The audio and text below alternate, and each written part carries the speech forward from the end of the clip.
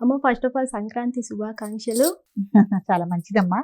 అలాగే మన హిట్ టీవీని చూస్తున్న ప్రేక్షకులందరికీ సంక్రాంతి శుభాకాంక్షలు.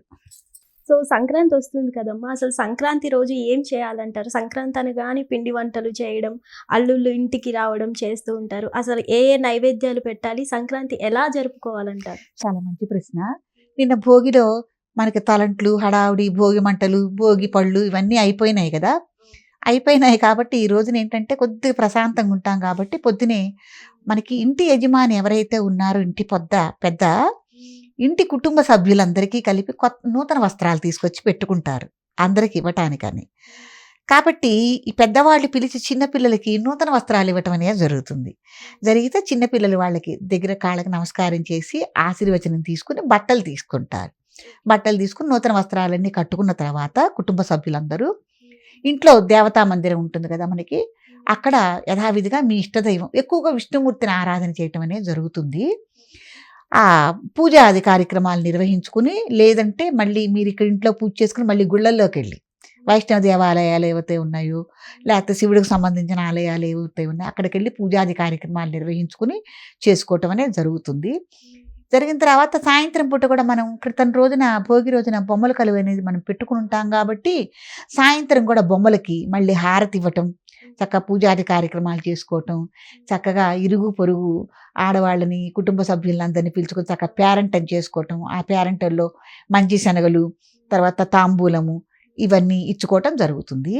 కొన్ని కుటుంబాల్లో సంక్రాంతి నోము అనేది కూడా నోచుకుంటారమ్మ. ఈ రోజున సంక్రాంతి నోము అని ఉంటుంది, నోచుకుంటారు. ఈ సంక్రాంతి నోములో ప్రధానంగా మనం ఇవ్వవలసిన నోము ఒక వాయనం ఉంటుంది కదా, నూగుజీడీలు అంటారు.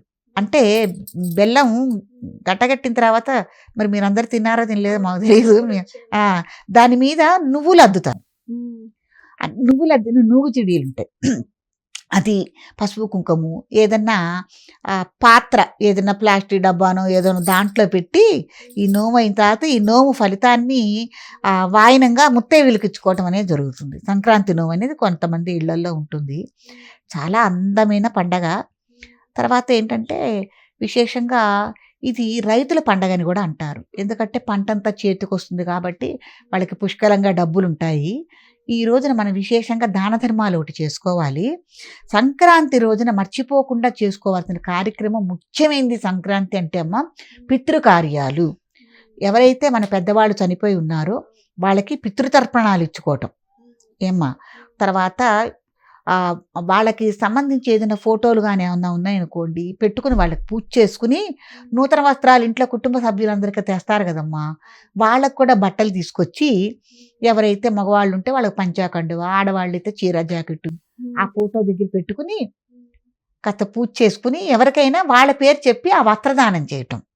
తర్వాత విశేషంగా సంక్రాంతిలో మనం చేసుకోవాల్సిన దానాల్లో గుమ్మడి పండు చాలా విశేషమైంది. గుమ్మడి పండు దానం చేసుకోవటం. తర్వాత కొన్ని చోట్ల స్వయం పాకం అంటారు, పొత్తర్లు అంటారు, మోయినివ్వటం అంటారంటే ఎవరికైనా ఒక బ్రాహ్మడికి మన ఆ రోజుకు సంబంధించిన ఆహార పదార్థాలు ఏవైతే ఉన్నాయో కూరగాయలు, ఉప్పు, మిరపకాయలు, చింతపండు, కందిపప్పు ఇవన్నీ కలిపి మోయినిచ్చుకోవటం కూడా చాలా మంచిది. మీకు అందుబాటులో ఏవైతే ఉన్నాయో అవన్నీ ఇచ్చుకోవచ్చు. తర్వాత మనకి భోగి రోజు నుంచి అసలు సంక్రాంతి మొదలు మనకి ఈ సంబరం అనేది మనకి నెల రోజుల ముందే మొదలవుతుంది. ధనుర్మాస ప్రారంభంతో ముగ్గులు వేసుకోవటం ఇవన్నీ. అసలు సంక్రాంతి అంటేనే గాలిపటాలు, ముగ్గులు, రంగురంగు ముగ్గులు, హరిదాసులు ఏమ్మా, తర్వాత గంగిరెద్దులు వాళ్ళు, ఇట్లా రకరకాలుగా ఉంటాయి. చాలా వైభవంగా ఉంటుంది. ఈరోజు కూడా ఇవన్నీ చేసుకొని చేయాల్సినవి దాన ధర్మాలు, పితృకార్యాలు, బొమ్మల కొలువులు, తర్వాత సంక్రాంతి నోములు ఇవన్నీ మనం పండగ రోజున చేసుకోవాల్సిన విశేషాలు అన్నమాట. మరి ఆ పండగ రోజు చేయకూడని పనులు అంటూ ఏమైనా ఉన్నాయమ్మా? చేయకూడని పనులు అంటే ఈ పండగ 3 రోజులు కూడా ఎవరు ఇంట్లో నీసు వండటం అట్లాంటివి చేయకూడదు. కోడిగుడ్లు కానీ నీసు కానీ వండటం ఇవన్నీ ఏమీ చేయరాదు. వీలుంటే చిన్నుల్లిపాయ పెద్దల్లిపాయ కూడా వాడకుండా ఉండాలి. ఎందుకంటే దైవ కార్యక్రమం కదా మనం చేస్తున్నాము కాబట్టి ఇవి కూడా వాడకుండా ఉంటే చాలా మంచిది. అమ్మ సంక్రాంతి రోజు ఇంకా విశిష్టమైన పనులు చేయాల్సినవి ఉన్నాయి అన్నయ్యవి ఏమైనా ఉన్నాయా? చాలా మంచి ప్రశ్న. ఎందుకంటే మనకి పంటల్లో భాగంగా వరి కోత కోసి అయిపోయిన తర్వాత మినువులు కూడా దొరుకుతాయి, కొత్త మినువులు కూడా వస్తాయి. కాబట్టి ఈ 3 రోజుల్లో మనం తప్పకుండా మినుముతో చేసిన పదార్థాలు తినాలని. అంటే సున్నుండలు గానీ, గారెలు చాలా ముఖ్యమైనవి. గారెలు మట్టుకు తప్పకుండా తిని తీరాలని శాస్త్రం చెప్తోంది. అంటే కనుమ రోజు తినాలంటారు కదమ్మా. 3 రోజుల్లో మీకు ఎప్పుడైనా చేసుకోవచ్చు. కనుమ రోజున కూడా చాలా విశేషం. పండగ రోజున కూడా గారెలు చేసుకోవచ్చమ్మా, చాలా విశేషం. ఏంటంటే ముఖ్యంగా పొంగలి. అంటే ఈ పొంగల్ చేసే విధానంలో కూడా పాలు పొంగిచ్చాలి. అంటే పొంగల్ అని అంటారు కదా, పాలు పొంగిచ్చడం అని అంటారు. 3 సార్లు చక్కగా పాలు పొంగితే కుటుంబ సభ్యులందరూ కలిసి నమస్కారం చేసుకుంటారు. స్వామి మా ఇల్లు కూడా ఇట్లా పాలు పొంగినట్టు పొంగాలని నమస్కారం చేసుకున్న తర్వాత ఇంట్లో ఆడపిల్లలు, పెద్దవాళ్ళు, ఆడవాళ్ళు ఎవరైతే ఉన్నారో వాళ్ళు ఈ కొత్త బియ్యం వస్తాయి కదమ్మా, అవి కడిగి అందరూ తలో పిరి కూడా ఆ పొంగల్లో వేయాలి. ఇట్లా తిప్పి పొంగల్లో వేయాలి. అలా అందరూ కలిసి చేసిందే పొంగల్ అనమాట. అది భగవంతుడికి నైవేద్యం పెట్టడం, మనం అందరం స్వీకరించడం అనేది తెలుస్తుంది.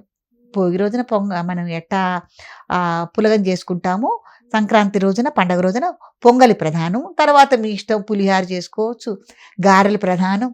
ఇంకా మనం అసలు సంక్రాంతి అంటేనే మనకు అరిసెలు అరిసెలు సంక్రాంతి అంటే అరిసెలే. ఇంకా ప్రాంతీయ ఆచారం ప్రకారం ఒక్కో చోట కాజాలు, ఒక్కో చోట లడ్డూలు, ఇట్లా రకరకాల పిండి వంటలు చేసుకోవటం అనేది జరుగుతుంది. చక్కగా ఈ సంక్రాంతికి ఏంటంటే విశేషంగా ఎక్కడైనా కుటుంబ సభ్యులు ఊళ్ళల్లో ఉద్యోగరీత్యా కానీ అలా ఉన్న వాళ్ళు కూడా చక్కగా పండక్కి ఇంటికి చేరుకోవటం, సరదాగా చేయటం.